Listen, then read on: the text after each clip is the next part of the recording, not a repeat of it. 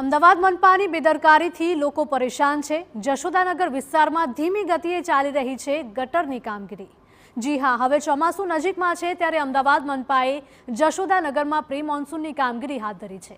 ગટરની કામગીરી માટે રસ્તા ખોદી નાખ્યા છે, પરંતુ તે ધીમી ગતિએ ચાલતા કામને લીધે લોકોને હાલાકી પડી રહી છે।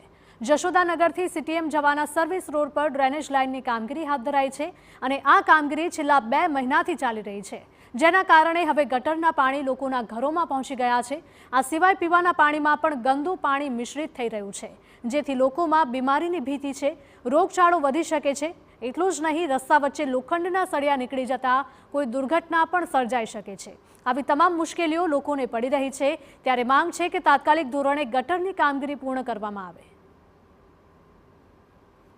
છેલ્લે 2 મહિનાથી આ સમસ્યા તકલીફ એ કે આ ખાડા કરે તો જવાનું કઈ જગ્યાએ અમારા ઓલરેડી ફેક્ટરી ચાલુ અંદર તો ફેક્ટરીમાં માલ સામાન જ નહીં આવતો, તો ગાડીવાળા અંદર આવવાની જ ના પાડે, શું કરવાનું કહો?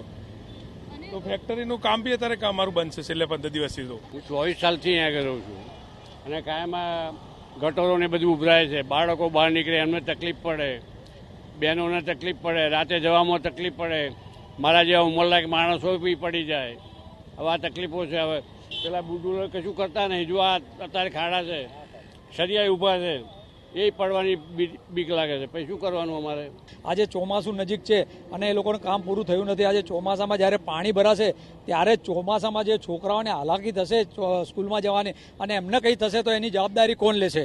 આજે કોર્પોરેશન એટલું નિષ્ફળ છે કે એ લોકોને ધ્યાન દેતા નથી અને કામ બી કોઈ કરતા નથી। આજે તમે 2-2.5 મહિનાથી અમે લોકો પરેશાન છીએ અને પીવાનું પાણી ગંદુ આવી રહ્યું છે, ગટરના પાણીમાં ભેગું